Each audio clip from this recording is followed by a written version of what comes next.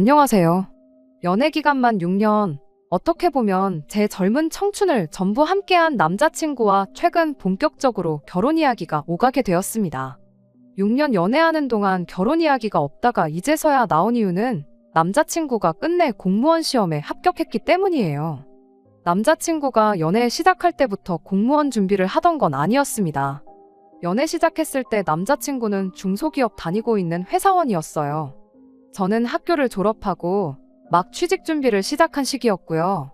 생각처럼 일이 풀리지 않아 본의 아니게 취직 준비에만 2년에 가까운 시간을 보냈는데 그때 남자친구가 저한테 정말 잘해줬어요.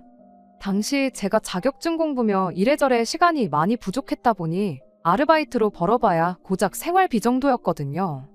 그 덕에 남자친구한테 밥 한 번 사주기는커녕 일주일에 한 번 만나는 데이트 비용조차 보태기가 힘들었어요. 취직 준비 막바지에 이르러서는 솔직히 말해서 데이트 비용은 한 푼도 내지 않았습니다. 그게 너무 눈치가 보여서 취직할 때까지는 그냥 한 달에 한두 번 정도만 만나자고 했었죠. 남자친구는 자기가 좋아서 만나는 건데 부담 가질 것 없다. 근심 걱정과 스트레스를 떠안고 있는 것보다 이런 식으로 풀어주는 게 더 취직에 도움이 될 거다 하면서 저한테 잘해줬습니다. 주변 사람들이 그런 사람이 또 어디 있냐고, 요즘 세상에 멀쩡한 사람 만나는 것도 힘든데 좋은 사람 만난 걸 복받은 줄 알라는 식으로들 이야기했죠. 하지만 중소기업 다니면서 최저시급 조금 넘는 만큼 벌고 있던 걸 알고 있다 보니 고맙기도 했지만 한편으로는 미안한 마음이 더 컸습니다. 아무튼 그렇게 연애 시작한 지 2년 반 만에 저는 결국 취직에 성공을 했습니다.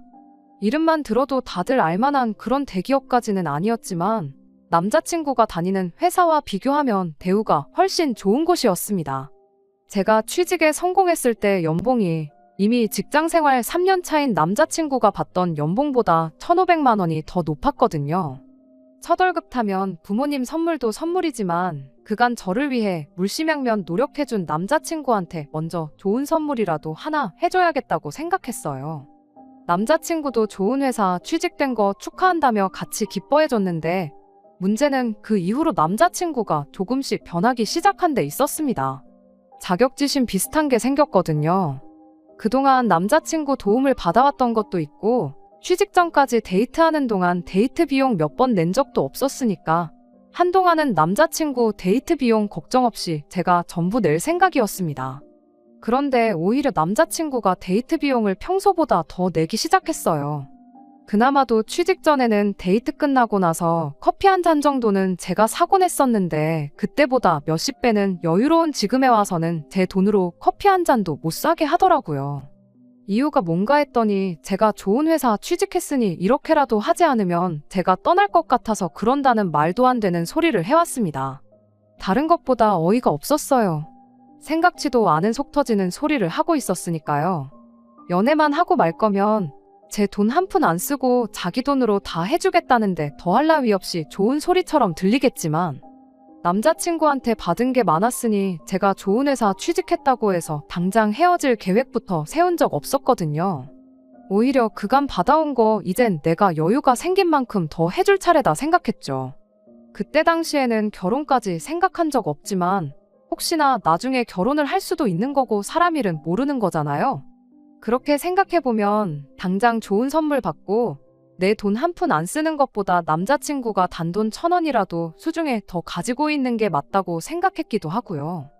결혼 이야기까지는 하지 않았지만 나한테 돈 안 쓴다고 해서 헤어질 생각이 있는 게 아니니 걱정 말라고 몇 번을 더 말했더니 그제서야 남자친구도 조금 정신을 차린 듯 보였어요.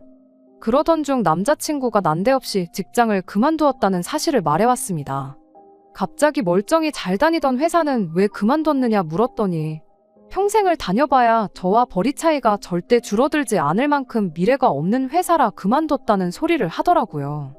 그래도 이직할 거면 회사 다니면서 준비해도 되는 거 아니었냐 따지니 이직을 하려는 게 아니라 공무원 시험을 준비하겠다고 하더군요. 공무원 벌이가 별로라고들 하지만 그건 호봉수 낮을 때나 그렇지. 알아보니까 나중 가서 연차수 쌓이고 승진하고 그러면 웬만한 중견기업 수준으로 받는다더라고 하더라고요.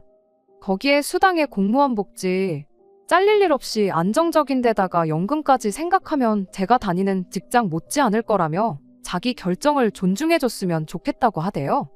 그렇게 남자친구는 공무원 공부를 시작했습니다. 제가 취직 준비할 때 남자친구가 제 곁을 지켜줬으니 저 또한 기다려주는 게 당연하다 생각했지요. 시험 준비하는 남자친구 뒷바라지를 해줬다고까지 하긴 뭐하지만 적어도 남자친구가 공부하는 동안 데이트 비용은 대부분 제가 번 돈으로 내게 되었어요. 공부한다고 한 달에 두세 번 데이트하는 게 전부였다 보니 그렇게 부담스러운 수준은 아니었습니다. 남자친구도 제가 취직 준비할 때 똑같이 대부분의 데이트 비용을 부담했으니 그걸 가지고 생색을 낼 것도 없다 생각했습니다. 남자친구가 공무원 시험에 합격함에 있어서 대부분의 돈은 남자친구 부모님 주머니에서 나왔던 거였죠. 아무튼 3년 뒤 남자친구는 끝내 공무원 시험에 합격했어요. 그런데 합격하고 나서 주변 사람들한테 마치 제가 자기 뒷바라지를 해줘서 시험에 합격했다는 것처럼 이야기를 하고 다니더라고요. 빌빌거리던 지가 저 때문에 용됐다 이런 식으로 말이에요. 솔직히 공무원이 잘릴 걱정 없고 연금까지 생각하면 나쁜 건 아니지만 당장 월급이 중소기업 다닐 때 비해서 비약적으로 올라간 것도 아니고 벌이 자체는 그 나물에 그 밥인데 용됐다고 할 정도는 아니라고 생각하거든요. 그래도 연애할 때부터 항상 저한테 뭐 하나라도 더 해주고 싶어 안달이 나 있던 사람이고 제 속 한 번 썩인 적도 없던 사람이었으니 거기에 주변 사람한테 늘 제 덕분에 인생 풀렸다고 말하고 다니고 결과적으로는 당당하게 공무원 시험 합격도 한 사람이잖아요. 연애도 길게 했고 서로 나이도 나이였던지라 얼마 전부터는 결혼 이야기가 나오기 시작했습니다. 저는 남자친구의 청혼을 받아들였어요. 그간 공무원 준비한다고 당장 모아놓은 돈 하나도 없는 건 알지만 일단은 안정적인 직장을 갖게 되었다 보니 돈 문제로 결혼을 한 해 만에 할 이유는 없다고 생각했습니다. 딱 하나, 저한테만큼은 정말 저희 부모님 다음으로 잘해주는 사람이었으니 결혼하면 적어도 다른 일로 제 속을 썩힐 일은 없겠다고 생각했거든요. 그런데 정말 결혼은 일륜지대사라는 말이 실감이 나는 게 꼭 둘이서만 좋다고 해서 결혼이 성립되는 게 아니더라고요. 남자친구를 저희 부모님께 먼저 소개시켜줬어요. 저희 부모님께서도 멀쩡히 다니던 회사 때려치고 죽어라 공부해서 공무원 시험 합격한 열정과 성실함을 높게 사셨고 연애 초반에 저한테 잘해주던 것도 알고 계셨으니 남자친구를 꽤나 마음에 들어 하셨어요. 그렇게 결혼 허락을 받았고 이번엔 제가 남자친구의 어머님께 인사를 드리러 갔습니다. 그런데 남자친구가 저를 대하는 것과는 전혀 다르게 남자친구 어머니는 아들이 공무원이 되었다는 사실 하나만으로 콧대가 잔뜩 높아져 있더군요. 남자친구 어머니가 땡전 한 푼 없는 아들 데려가 준다고 제 앞에서 벌벌 기는 걸 원한 건 아니지만 아들이 얼마나 대단한 사람이라고 장가 보내기 아까워하는 게 눈에 다 보였어요. 그러고서는 난데없이 내 아들도 나도 너 때문에 아주 요 몇 년간 안 해도 될 생고생을 했다고 하시더라고요. 다짜고짜 그게 무슨 말인가 싶었죠. 무슨 말이 하고 싶었던 건가 이야기를 들어보니 남자친구가 저와 연애 초반에 데이트 비용 대느라고 빚까지 졌다는 사실은 알고 있느냐고 말을 하더라고요. 남자친구가 회사 다니면서 만들었던 마이너스 통장이 있는데 저 때문에 자기 아들이 빚을 내가면서 데이트 비용을 내게 만들지 않았냐고 하는 거예요.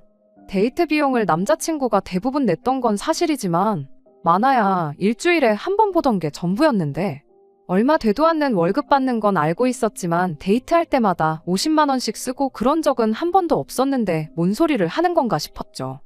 아무튼 남자친구가 회사를 그만두게 되면서 은행에서 퇴직 사실을 알고 마이너스 통장을 강제로 닫아버렸는데 그때 갚을 돈이 남아있었나 봅니다. 직장 그만두고 시험 공부 시작한 남자친구가 돈이 어디 있었겠어요. 그래서 결국 부모님 손을 벌리게 되었던 거고 남자친구가 공부하는 동안은 자기 돈이 아니라 100% 부모님 돈으로 공부를 했던 거더라고요.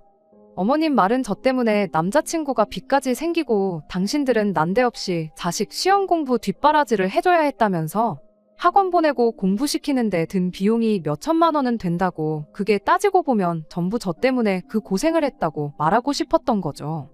데이트 비용이라고 해봐야 정말 하루에 많이 써봐야 5만 원 정도였는데 빚까지 졌으면 그건 저 때문이 아니라 남자친구가 돈 관리 똑바로 못하고 자기 쓰고 싶은데 써서 그런 게 분명할진데 왜 그 이유를 저한테서 찾는지 정말 어이가 없었습니다. 솔직히 남자친구가 공무원 돼서 제가 좋은 게 뭐가 있나요? 아들이 최저시급 겨우 받는 중소기업 다니다가 7급 공무원으로 신분 상승했으면 제가 아니라 자식 앞길 잘 풀린 부모님이 더 좋은 거 아니겠나요? 남자친구가 잘 풀린 게 저 때문이라고 생색 같은 거 내고 싶진 않았지만 따지고 보면 아들이 잘 풀린 데에는 제 덕도 조금이나마 있는 것이기도 한데, 그런데 자꾸 본전 이야기하면서 심지어 자식이 결혼할 사람이라고 처음 소개시킨 자리에서 여태까지 들인 돈이 있으니까 이제는 회수를 할 차례라고 말을 꺼내는 게 어이가 없었습니다. 그러면서 성의 표시를 얼마나 하는지 보겠다면서 남들 보는 눈 부끄럽지 않게 예단을 준비하라고 하는 거예요. 이제 막 저희 집에 결혼 허락받고 양가상견례는커녕 제가 처음 인사드리는 자리에서 저에 대한 다른 질문이 아니라 예단 얼마까지 해올 수 있느냐를 물어오는 게 맞나 싶은 생각이 들었어요. 그렇게 연애하는 동안 저 없으면 못 산다, 너에게 어울리는 사람이 되겠다 부르짖던 남자친구는 누가 봐도 어이없는 상황에서 꼼짝도 못하고 어머님이 하는 말만 듣고 눈만 멀뚱멀뚱하면서 가만히 있더라고요. 연애 초반에 남자친구가 무리했던 거 알고 그간 그렇게 해준 게 고마워서 그동안 만나면서 데이트 비용 다 제가 냈어요. 결혼 이야기 나왔을 때 당장 남자친구 모아놓은 돈 한 푼도 없는 상황인 것도 알고 있었고 그걸 가지고 문제 삼을 생각 추호도 없었습니다. 말씀드렸던 대로 사람 하나만 보자 이 생각이었어요. 어쨌든 저도 남자친구 공부하는 동안 직장생활 열심히 하면서 모아둔 돈이 상당했고 그 돈은 다 우리가 결혼하고 정착하는데 사용해도 아깝지 않다는 생각까지 가지고 있었고요. 그런데 결혼 비용은 당신들이 여지껏 아들 공부시킨 데 들인 돈이면 충분히 쓸 만큼 썼다고 하면서 하나도 지원 안 해줄 거라고 하더라고요. 그 와중에 당장 제가 모은 돈에 대출 끼고 집을 구하게 생겼는데 신혼집을 매매로 구한다면 또 집명의는 공동명의로 해야 한다고 하는 거예요. 여전히 저에 대해 묻는 질문은 하나도 없었고 계속 돈 이야기만 하면서 본전 이야기를 하더라고요. 그런 이야기는 제가 지금 답변 드릴 수는 없는 이야기라 말씀드리고 자리에서 일어났습니다. 남자친구가 집까지 바래다 준다고 했는데 기분이 많이 상해서 혼자 집으로 돌아왔어요. 저희 어머니께서 오늘 어땠냐고 궁금해하시길래 이러저러한 일이 있었다 자초지종을 이야기했더니 어머니께서도 아무리 그래도 그건 아닌 것 같다고 일단 양가 어른들끼리 만나서 그 자리에서 다시 이야기를 해보자고 제안을 하셨습니다. 그렇게 양가 상견례가 진행이 되게 되었고 남자친구 부모님께서 장소를 섭외하신다고 하시어 저희가 그쪽까지 찾아갔습니다. 그런데 도착했더니 상견례 장소가 백반집이더라고요.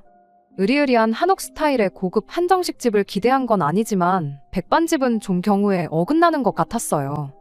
부모님도 많이 당황하신 눈치였고 이럴 줄 알았으면 그냥 제가 장소를 알아볼 걸 그랬다는 생각이 들었습니다.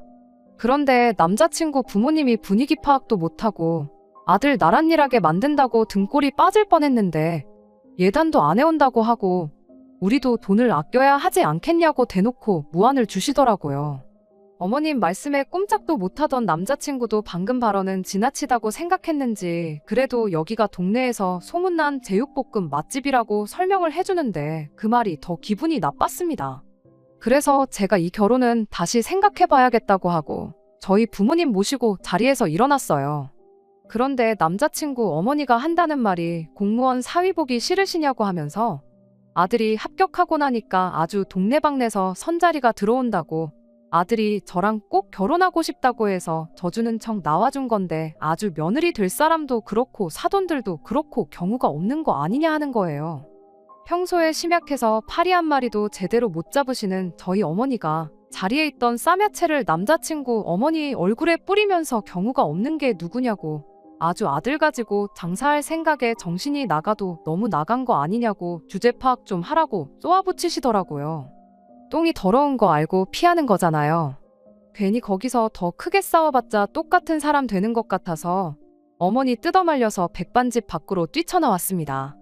남자친구가 헐레벌떡 쫓아와서 죄송하다고 사과하고 무릎 연골이 닳도록 싹싹 빌기 시작하는데 아버지께서 남자친구한테 그래도 여태까지 내 딸한테 잘해준 거 봐서 이만큼만 하고 넘어가는 거라고 다음엔 국물도 없을 줄 알라고 하고 뒤도 안 돌아보고 집으로 돌아왔습니다. 그리고 그날 저녁에 아주 전화기가 멈추지가 않더라고요. 전화 받아보니 남자친구가 어머니한테는 잘 이야기할 테니 제발 자비를 베풀어 달라고 하더라고요. 그러면서 하는 말이 연애는 결혼이랑 다르지 않은 거 알지 않냐고 묻는 겁니다. 그러면서 이제 내가 공무원까지 됐는데 나랑 결혼 안 할 거야? 하고 묻더라고요.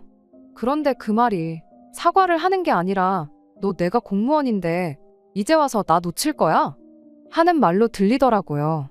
여태까지 공부하는 동안 기다려주고 그것도 모자라 데이트 비용까지 다 내줘가면서 연애를 계속 이어왔으니 제가 무슨 자기 공무원 되기를 엄청 바라고 기대했던 사람으로 생각했나 봐요. 알고 보니 남자친구도 지 엄마랑 똑같은 사상을 가지고 있던 놈이었던 거죠. 내가 파혼 못할 줄 알고 그러는 거냐고. 애초에 첫 만남 때부터 어머님이 나한테 한 거 생각해보면 진작에 처음부터 오빠가 중간 역할도 똑바로 못하는 사람이라는 게 답이 딱 나왔는데 결혼하면 오빠네 집에서 나를 어떻게 대할지 내 인생 꼬이는 게 눈에 뻔히 보인다고 한마디 해줬어요. 어차피 지금 파혼 안 하면 나중 가서 이혼할 게 뻔한데 이혼녀 되는 거보다 파혼하는 게 낫지 않겠냐고 하고 2번 다시 연락하지 말라고 했습니다. 처음에는 정말 지가 뭐라도 되는 줄 알고 큰 소리까지 치면서 네가 설마 연락 안 하고 백이겠냐는 식으로 나오더라고요. 그래서 제가 진짜 연락 한 통 하지 않고 가만히 있었더니 며칠 지나 다시 저희 집 앞에 찾아와서는 또 무릎까지 꿇어가며 저한테 싹싹 빌더라고요. 남자가 돼서 그렇게 쉽게 꿇을 무릎이었으면 진작에 좀 잘하지 그랬냐고 그냥 그 잘난 나란 일 하면서 공무원 되느라 들어간 비용까지 다 해올 수 있는 정신 나간 여자 찾아서 결혼하라고 했어요. 선자리도 많다는데 왜 나한테 집착하냐고 엄마 마음에 쏙 드는 입맛대로 해달라는 거 다 해가지고 올 그런 결혼 상대 골라서 그 사람하고 행복하게 잘 살라고 해줬어요. 그래도 너 아니면 안 되겠다고 하면서 자꾸 들러붙길래 아버지한테 전화하는 척을 했더니 그때 아버지가 이번만 그냥 넘어간다고 하신 말씀이 기억이 났는가 보더라고요. 전화기에 다 대고 아빠라고 한마디 하자마자 자리에서 벌떡 일어나서 꽁지가 빠지게 달아나더라고요. 그 뒤로는 더 이상 찾아오지도 않고 그렇게 안전이별했습니다. 6년 길게 만났기 때문에 아쉬운 부분이 전혀 없는 건 아니에요. 그렇지만 지금 보여준 공무원 부심 갑질은 빙산의 일각일 뿐이라고 생각해요. 억지로 결혼해서 더러운 꼴 더 볼 바에 이렇게 빠르게 결단 내리고 헤어진 게 오히려 잘한 일이라고 생각합니다. 2번째 사연입니다. 어디서부터 이야기를 시작해야 할지 모르겠네요. 남편과 처음 연애를 시작했을 때 세상 참 좁다는 말이 괜히 있는 게 아니라는 걸 새삼 느꼈어요. 남편 핸드폰 사진첩을 보다가 낯이 익은 사람이 한 명 보이더라고요. 당시에는 남자친구였던 남편이 너 우리 누나랑 아는 사이냐고 물어봤을 때 엄청 놀랐습니다. 제 신우가 다른 사람도 아니고 제가 다니던 전 직장에서 저한테 일을 가르쳐준 사수였거든요. 제가 첫 직장에 입사했을 때 저보다 2년 입사 선배였던 신우가 제 사수가 되어 저한테 실무를 가르쳐줬어요. 그 회사에서 1년 정도 고생하다가 저는 어떻게 기회가 닿아서 동종업계 중에서도 규모가 가장 큰 회사에 다니던 회사보다 훨씬 좋은 조건으로 스카우트 제의를 받게 되어서 이직을 했었습니다. 사수였던 신우도 그때는 저한테 좋은 기회가 찾아온 거라고 거기 가서도 내 밑에서 했던 것처럼만 하면 잘 풀릴 거라면서 응원해줬고 이직하고도 자주 연락하면서 지내자고 했었어요. 남편과 처음 만난 연애 초기에도 저한테 여전히 신우의 연락처가 있긴 했지만 그때는 이미 신우와 연락이 끊긴 지 오래였습니다. 아무리 회사에서 사수 부사수 관계였다고 해도 그저 직장 동료의 관계였지 그 이상도 그 이하도 아니었거든요. 회사에서야 계속 붙어 있었지만 집에 가면 서로 뭐 하는지 모르는 그런 대면대면한 관계였어요. 그렇게 저도 이직 후에 회사에 적응하는데 정신이 없고 일도 훨씬 바빠지고 신우는 신우대로 바빴을 테니까 가끔가다 한 번씩 잘 지내냐 주고받던 안부 연락도 자연스럽게 끊어지게 되었죠.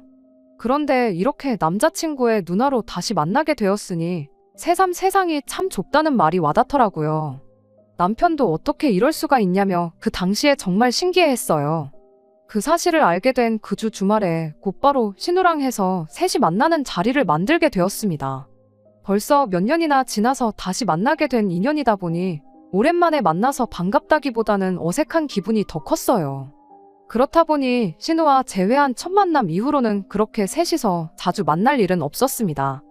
남편은 남편 나름대로 제가 신우랑 이미 서로 알던 사이라는 부분이 참 좋았나 봐요. 같이 회사를 다닐 시절에도 1년이라는 시간을 같이 보냈지만 말씀드린 대로 신우와는 직장 동료 그 이상도 그 이하도 아닌 관계였기 때문에 둘 사이에 큰 문제도 없었으니 말이죠. 아무튼 그 이후로 몇 달 지나지 않아서 남편이 제게 결혼하자고 청혼을 해왔습니다. 저의 조건이나 그런 거 하나도 보지 않고 남편이 저에게서 가장 좋게 봤던 건 자기 가족? 특히 신우와도 좋은 관계로 지낼 수 있는 사람이라는 부분이었대요. 가족 아끼고 챙기는 건 당연한 일이기에 그때는 그 말에 그렇게 크게 의미 부여를 하지 않았습니다. 결혼 준비 시작하면서 시부모님께 처음 인사를 드리러 가게 되었던 날에 기분이 그렇게 좋지만은 않았었어요. 시부모님 댁에 직접 인사를 드리러 갔으니 신우도 그 자리에 있었어요. 그런데 시어머니도 제가 신우와 직장 선후배 사이였다는 걸 미리 알고 계셨어서 그런지 시어머니가 저를 아직도 신우 부하 직원 정도로 생각하시는 것 같더라고요. 신우가 저한테 일을 잘 가르쳐준 덕분에 지금 다니는 회사에 이직해서 편하게 일을 하고 있는 것처럼 말하시는 거예요. 실무에 대해서는 신우가 저에게 인수인계를 해준 부분은 맞지만 어쨌든 저는 첫 직장 들어가기 전부터 이쪽 업계에 대해 관련 자격증 취득부터 해서 준비해온 것들이 한두 가지가 아니었고 신우한테 일 배우면서도 부단히 노력했기 때문에 이직은 순전히 저희 노력의 결실이나 마찬가지였거든요. 그런데 그걸 다 신우 덕분이라고 싸잡아서 이야기하니 기분이 썩 좋지만은 않았습니다. 하지만 또 그 자리에서 그게 아니라고 다 제가 잘나서 그렇게 된 거라는 식으로 말하기에는 겸손하지 못하다, 개구리, 올챙이적 생각 못한다. 이런 이야기가 나올 게 뻔했고 그냥 좋은 게 좋은 거라고 생각해서 대충 맞장구를 쳐줬습니다. 그런데 또 신우 부하 직원이었다고 하니까 제 급여도 지금 신우가 받는 정도 받겠거니 생각하고 별것 아닌 것처럼 생각하더라고요. 여자가 벌면 얼마나 버냐면서 결혼하고 나면 우리 아들이 회사 나가서 일하는데 신경 쓸 일 없게 일 그만두고 살림이나 하라는 식으로 우리 아들 아침밥은 꼭 챙겨 먹이라는 둥 쓸데없는 소리를 하시더라고요. 다행히 남편이 얼굴이 새빨개져서는 시어머니한테 그게 아니라고 하면서 제 연봉이 얼마인지 공개를 해줬습니다. 제가 자기보다 돈 훨씬 더 잘 번다고요. 남편 말이 반은 맞고 반은 틀린 게 저는 아무래도 남편보다 직장생활 한 경력이 훨씬 더 기니까 당장은 제가 월급이 더 많은 건 사실이에요. 하지만 앞으로 남편도 승진하고 그러면 제 벌이 따라잡는 건 시간 문제일 테고 나중 가서는 비슷해지거나 더 높아질 수도 있는 부분이었으니까요. 아무튼 제 벌이가 더 좋다는 사실을 알고서는 시어머니도 조금 민망하셨는지 우리 딸하고 똑같은 일 한다길래 비슷하게 버는가 했더니 그게 아니로구나 하면서 웃어넘기시는데 오히려 그 말이 신우를 더 민망하게 만들었던 것 같습니다. 그 이후로는 시어머니도 집에서 살림이나 해라 그런 말 쏙 들어갔고요. 결혼을 준비함에 있어서는 그렇게 어려운 일은 없었습니다. 남편은 모아놓은 돈에 시댁지원금 해서 돈 얼마를 해오기로 했고 저도 친정에서 시댁에서 그만큼 해준다는데 우리도 똑같이 해야 하지 않겠느냐 하시면서 같은 금액을 지원해 주셨어요. 그래서 어쩌다 보니 반반 결혼을 하게 되었는데 제가 모아놓은 돈이 남편이 모아놓은 돈보다 많았다 보니 그 돈은 고스란히 남게 되었습니다. 피차 둘 다 직장인이기 때문에 누구 하나가 돈 관리하기보다는 생활비 똑같이 내고 나머지는 각자 알아서 관리하자는 이야기가 나와서 그 돈은 제가 관리하게 되었네요. 진짜 문제는 결혼 후부터 시작되었습니다.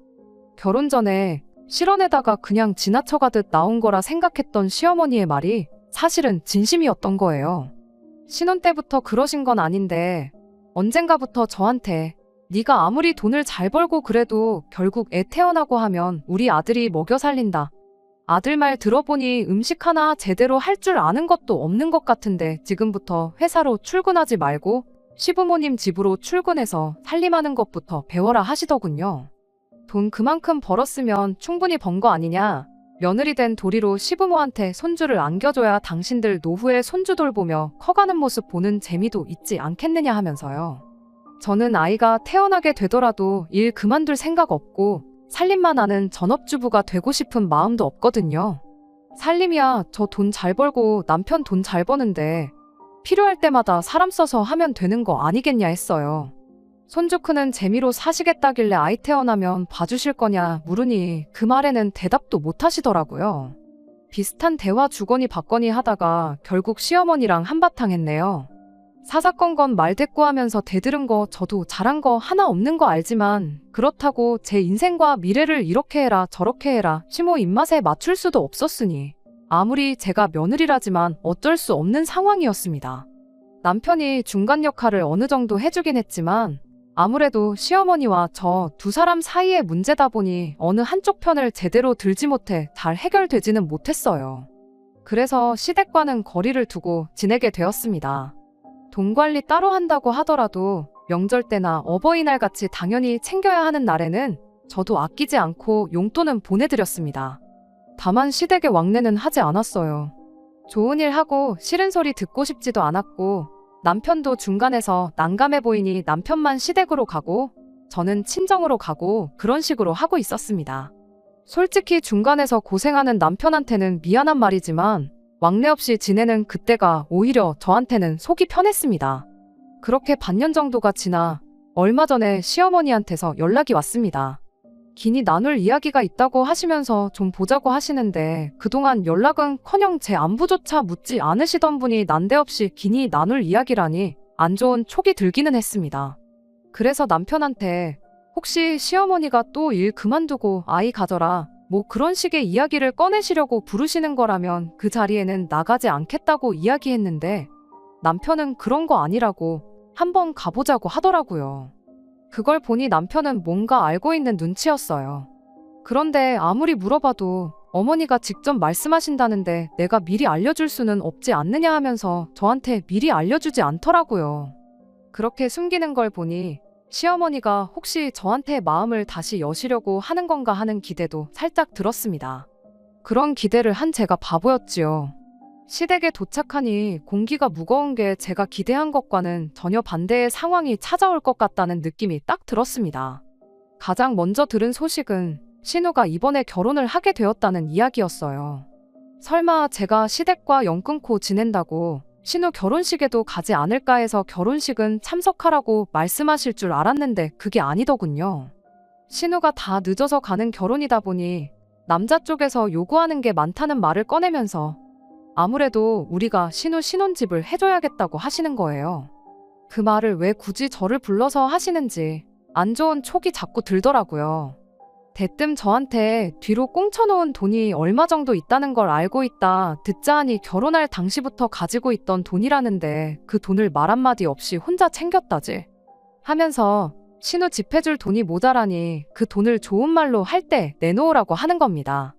반년 만에 불러서 한다는 말이 겨우 그것밖에 없었는지 애초에 신우 결혼을 제 돈으로 시키겠다고 드는지부터가 어이가 없어서 제가 왜 그걸 내놓아야 하냐고 되물었습니다.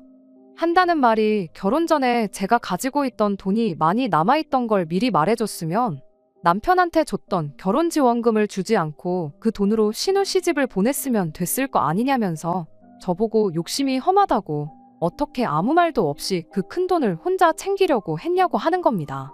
그 돈을 지원해 주셨으니까 제가 친정에서 똑같이 지원금을 받아온 거 아니겠냐고 그 덕에 돈이 남은 건데 제가 돈을 숨기기는 뭘 숨긴 거냐고 따져 물었어요. 그랬더니 신우 이야기를 꺼내면서 신우가 불쌍하지도 않냐고 하면서 그렇게 신우 거를 다 뺏어가면 좋냐고 갑자기 화를 내시는 겁니다. 방금 설명드렸지 않냐고 제가 신우 걸 뭘 가져가서 뺏어갔다는 말을 하시냐고 했더니 제가 몰랐던 사실을 하나 말해주더군요. 제가 첫 직장에서 이직을 할 때 신우도 제가 지금 몸담고 있는 회사로 이직을 준비하고 있었다고 합니다. 시모가 하는 말은 제가 그 회사에 들어가게 된 것이 신우가 갔어야 할 자리를 제가 가져간 거 아니냐고 돈 잘 버는 직장도 뺏어가고 결혼지원금도 뺏어갔다고 우기는 거였어요. 신우가 능력이 모자라서 이직을 못한 게 왜 제 탓이냐고 그리고 저는 이직을 한 게 아니라 회사에서 직접 헤드헌팅이 들어와서 옮겨간 거 모르시냐고 저도 조금 심한 말로 맞대응을 했어요. 그랬더니 시모는 신우가 저한테 일을 다 잘 가르쳐주고 그 회사에 들어갈 수 있게 밑바탕을 만들어줬다는 거예요. 마음씨 착한 신우가 저한테 양보를 해줬기 때문에 제가 그 회사에 들어간 거고 그 착한 신우 아니었으면 지금 제가 가지고 있는 그 돈이 존재했겠냐는 말도 안 되는 어깃장을 부리더군요. 그때는 남편도 모르고 아예 남남이었던 신우인데 그 자리를 저한테 양보했다고 우기고 있으니 어이가 없더군요. 심지어 얼마 전까지는 돈이 다 뭐냐고 하면서 일 그만두고 살림 배워 애나 키우라고 하던 사람이 큰 돈 필요할 일 생기니까 억지를 부리면서 제 돈을 어떻게든 가져가려고 하니 제가 설령 진짜 신우 덕분에 이직을 했다 하더라도 그 돈을 주고 싶은 마음이나 생기겠나요? 그 돈은 절대로 드릴 생각 없다고 딱 선을 그었습니다. 그러니 이제는 돈똥거리면서 그렇게 돈이 좋으면 돈이랑 결혼하지 우리 딸 인생 망쳐놓고 두 남매 이간질을 하려고 하느냐고 하는 겁니다. 좋은 며느리감 들어온다고 해서 기대했더니 우리 아들 밥도 제대로 못 얻어먹고 다니는 거 보면 당신 속이 아니라고 하면서 울부짖으시더군요. 시모가 그러고 있으니 남편도 그 상황에서는 중간 역할이 아니라 시모 편을 들더군요. 아니, 애초에 제가 가지고 있는 돈에 대해서 시모가 알고 있는 걸 보면 시모 편을 들은 게 아니라 애초부터 남편은 제 편이었던 적이 한 번도 없던 걸 수도 있겠네요. 제가 돈 얼마 보내줬던 게 노력이라고 할 수는 없지만 결국 시가족은 시가족이고 남보다 조금 더 가까운 남이라는 사실은 변함이 없더라고요.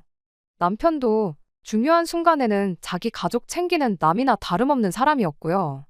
그래서 결혼할 때 주신 거 다 돌려드리겠다고 했습니다. 당신 아들도 필요 없으니 도로 가져가라고 했어요. 어차피 결혼할 때 반반 결혼했고 돈도 각자 관리하고 있으니 마침 나누기도 편하지 않냐고 계산할 것도 없으니 반 가져가라고 했어요. 아들 줬던 돈으로 신우부터 결혼시키고 아들한테는 끼니 때마다 삼시세끼 다 챙겨주는 새며느리 찾아서 이어주던가 그게 안 될 것 같으면 어머님이 직접 챙겨주시면 되겠다고 하고 말았습니다. 자리에서 일어나면서 저는 어머님이 원하는 대로 일하고 결혼할 테니까 아무쪼록 돈 관련된 거 빨리 정리해서 쓸데없는 데다가 시간 끌게 만들지 말아달라고 부탁하고 자리에서 일어났습니다. 그리고 그 길로 짐 싸서 친정으로 갔어요. 친정 부모님도 처음엔 많이 놀라시기는 했지만 그런 날강도 같은 집구석이 다 있냐고 하면서 남보다도 못한 식가족 받들어 모시면서 돈 뜯기며 살 필요 없다고 그냥 이혼하라고 하시더군요. 그렇게 결혼 2년 만에 저는 이혼하게 되었네요. 친정에서 지낸 지도 며칠 지났는데 시댁에서는 아무런 연락이 없더라고요. 빨리 돈 준비해서 쓸데없는데 시간 끌지 말자고 시모한테 연락을 했는데 시모가 우물쭈물하면서 저한테 사과를 하더라고요. 아무래도 나이 차서 오래 혼자였던 신우가 엮인 일이다 보니 자기가 옳은 판단을 하지 못한 것 같다고 미안하다고요. 그런데 그게 제 귀에는 며느리 얻어서 아들 뒷바라지 시키고 손주 재롱 떠는 거 보면서 편안한 노후를 보내려고 했는데 졸지의 아들은 이혼당하고 늦게 시집가는 신우 눈에 안 찬다고 사돈들 집구석에 아들 이혼시켜서 받은 돈까지 다 가져다 바치게 생겼으니 엄청 손해보는 기분이었나 봅니다. 거기에 졸지에 다 늦어서 손주는커녕 반품받은 아들 삼시세끼 밥 차려주면서 다시 뒷바라지 해줄 생각을 하니 못 해먹겠다. 그러니까 돌아와달라. 그런 소리로밖에 들리지가 않았어요. 뭘 그러시냐고. 이거 다 어머님이 원하는 대로 된 거 아니냐고. 저는 제 마음 떨릴 생각 없으니까 빨리빨리 해달라고 그랬어요. 저도 제 삶이 있기 때문에 늦어진다고 느껴지면 저도 돈 아깝고 시간 아까워서 그러고 싶지는 않은데 변호사 알아보고 해야 한다고요. 위자료까지 뜯기기는 싫은지 그 뒤로부터 시모로부터는 아무 연락도 없더라고요. 그 와중에 저 몰래 시모랑 신우 책임져 주려던 남편은 제 마음 돌려보려 연락 한 통 없더라고요. 그렇게 돌려받을 거 돌려받고 2년 만에 결혼 생활 다 쫑나게 되었습니다. 제가 먼저 사과할 일도 아니었고 자기 좋을 대로만 생각하고 억지 부리는 집구석에 버티고 있어봤자 이것보다 더한 꼴만 볼 것 같아서 차라리 하루빨리 손 털고 이혼한 게 잘한 일이라고 생각합니다. 이혼의 후회는 하나도 없어요. 신우도 그동안 저한테 친한 척 하면서 얼마나 속이 쓰렸겠어요. 괜히 저 보면서 열등감 느낄 필요도 없고 모두에게 잘 된 거 아닌가 합니다. 남들이 다 하기 때문에 해야 하는 결혼이라면 차라리 안 하는 게 나은 것 같네요. 제가 하고 싶은 일 하면서 남 눈치 안 보고 지내는 게 최고가 아닌가 싶어요. 끝까지 들어주셔서 감사합니다. 오늘의 사연은 여기까지입니다. 구독과 좋아요, 알람 설정 부탁드리고 더 좋은 사연으로 다시 찾아뵙겠습니다. 감사합니다.